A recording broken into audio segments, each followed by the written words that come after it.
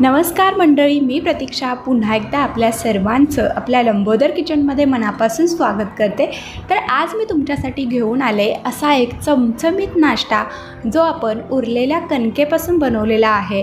तर हा नाश्ता अगदी लहानांपासून मोठ्यांपर्यंत सगळ्यांनाच प्रचंड आवडणार आहे याची मला 100% खात्री आहे।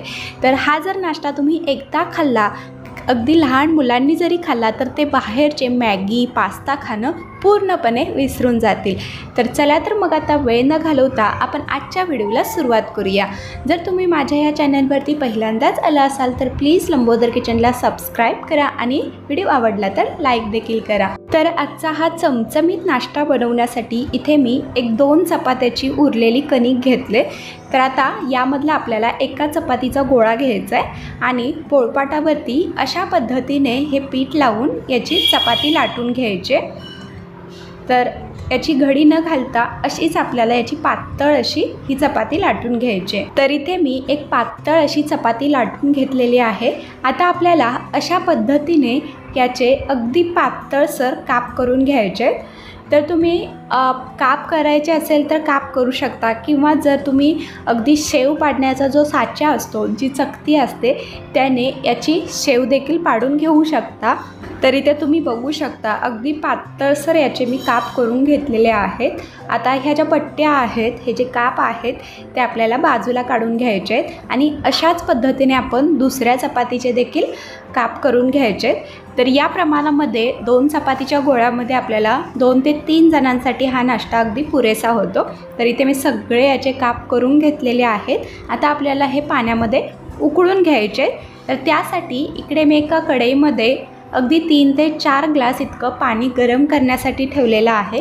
यामध्ये आता आपल्याला 2 छोटे चमचे तेल घालायचं आहे। तर असं तेल घातल्यामुळे काय होतं, आपल्या ज्या पट्ट्या आहेत, जे काप आहेत, ते एकमेकाला चिटकत नाहीत, अगदी मोकळे सुटसुटीत तयार होतात।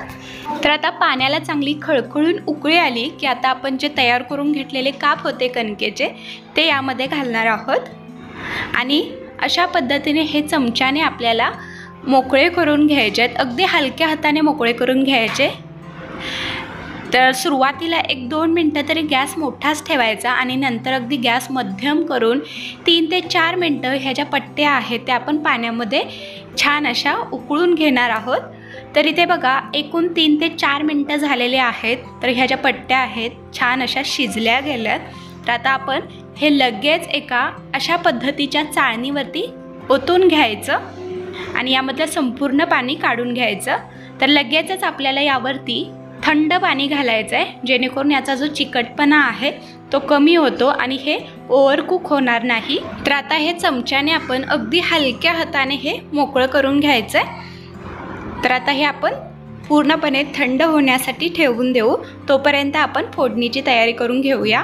तर त्यासाठी आता याच कढईमध्ये आपल्याला 2 ते 3 छोटे चमचे तेल घालायचं आहे। तेलाऐवजी तुम्ही इथे बटरसुद्धा वापरू शकता, त्यामुळे आपला जो नाश्ता आहे तो अजूनच टेस्टी होणार आहे। तेल चांगलं गरम झालं की यामध्ये अर्धा चमचा जिरे चांगले फुलू द्यायचे। जिरे चांगले फुलले की यामध्ये लगेच आपण मध्यम आकाराचा कांदा अगदी बारीक असा चिरलेला घालायचा। त्याचबरोबर इथे मी 2 ते 3 लसूण पाकळ्या बारीक अशा चिरून घेतल्यात, त्या देखील घालू। लसूण चिरूनच घाला, त्यामुळे याची चव खूप छान लागते। आता हा जो कांदा आहे तो आपल्याला हलकासा मऊ होईपर्यंत चांगला भाजून घ्यायचा आहे। जास्तही नाही भाजायचा, त्याचा क्रंचपणा राहिला पाहिजे। तर इथे बघा अगदी 1 ते 1.5 मिनटंच हा कांदा मी मध्यम गॅसवरती भाजून घेतला आहे। आता यामध्ये आपल्याला काही भाज्या घालायच्या आहेत। तर त्यामध्ये इथे मी अगदी पाव वाटी इतकं बारीक चिरलेली शिमला मिरची, त्यासोबतच एक मध्यम आकाराचा टोमॅटो अगदी बारीक असा चिरलेला, त्यासोबतच आपल्याला यामध्ये पाव वाटी फ्रोझन मटर घालायचं आहे। मटर घालणं पूर्णपणे ऑप्शनल आहे। तर यामध्ये तुम्ही कोणत्याही आवडीनुसार भाज्या घालू शकता किंवा कमी जास्त देखील करू शकता। तर आता ह्या भाज्या देखील आपण तेलामध्ये 1 ते 2 मिनटं हलक्याशा मऊ होईपर्यंत परतून घ्यायचे। तर आता उन्हाळ्याच्या सुट्ट्या चालू झालेल्या आहेत आणि सुट्ट्या म्हटलं की मुलांचा दिवसभर हट्ट असतो की काहीतरी खायला करून दे, पण प्रत्येक वेळी आपण त्यांना बाहेरचं आणून देऊ शकत नाही. मग अशा वेळी तुम्ही हा पदार्थ त्यांना नक्की बनवून द्या. ते बाहेरचं पास्ता मॅगी खाणं पूर्णपणे विसरून जातील. तरी ते मी भाज्या छान परतून घेतल्यात. आता यामध्ये पाव चमचा हळद, अर्धा चमचा लाल तिखट तुम्ही तुमच्या आवडीनुसार कमी जास्त करू शकता.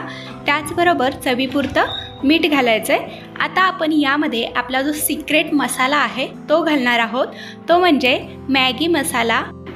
तर हे संपूर्ण जे पॅकेट आहे ते आपल्याला यामध्ये घालायचं आहे. फक्त 5 रुपयामध्ये हे पॅकेट मिळतं, पण यामुळे आपला जो नाश्ता आहे खूपच चविष्ट बनतो. तर आता हे मसाले देखील आपण एक अर्धा मिनटं छान परतून घ्यायचे. तर मसाले थोडेसे जळण्याची शक्यता असते, म्हणून मी इथे फक्त 2 छोटे चमचे पाणी घालते. यामुळे मसाले देखील जळणार नाहीत आणि मसाल्याचा पूर्णपणे जो फ्लेवर आहे तो या भाज्यांमध्ये उतरेल. तर असं पाणी घातलं की काय होतं, आपला जो नाश्ता आहे तो जास्त सुका होणार नाही, अगदी छान त्याचं टेक्स्चर येतं. आता लगेच आपण यामध्ये तयार करून घेतलेले जे कणकेचे काप होते ते घालूया आणि हे आपण अगदी हलक्या हाताने मिक्स करून घ्यायचं आहे. तर तुम्ही बघू शकता हा जो नाश्ता आहे तो दिसायला तेवढा चमचमीत दिसतोय ना, तेवढाच खायला देखील खूपच मस्त लागतोय आणि पूर्णपणे हेल्दी आहे, कारण आपण हे कणकेपासून गव्हाच्या पिठापासून तयार केलेला आहे, पण खायला जबरदस्त लागतो. तर हे मी 1-2 मिनटं छान व्यवस्थित मिक्स करून घेतलेलं आहे. आता यामध्ये आपल्याला घालायचं आहे 2 छोटे चमचे टोमॅटो सॉस. तर टोमॅटो सॉस तुम्ही जरूर घाला, यामुळे हा नाश्ता अजूनच चवीला अप्रतिम लागणार आहे. तर हे देखील आपण एकदा व्यवस्थित मिक्स करून घ्यायचं. तर आवडीनुसार तुम्ही यामध्ये कोथिंबीर देखील घालू शकता. तर इथे आपला उरलेल्या कणकेपासून चमचमीत दमदमीत असा नाश्ता तयार झालेला आहे. आता आपण हा जो नाश्ता आहे तो एका प्लेटमध्ये सर्व करूया. तर मला खात्री आहे हा व्हिडिओ पाहिल्यानंतर तुम्ही देखील ही रेसिपी नक्की ट्राय करणार आणि करून बघाच, कारण चवीला खूपच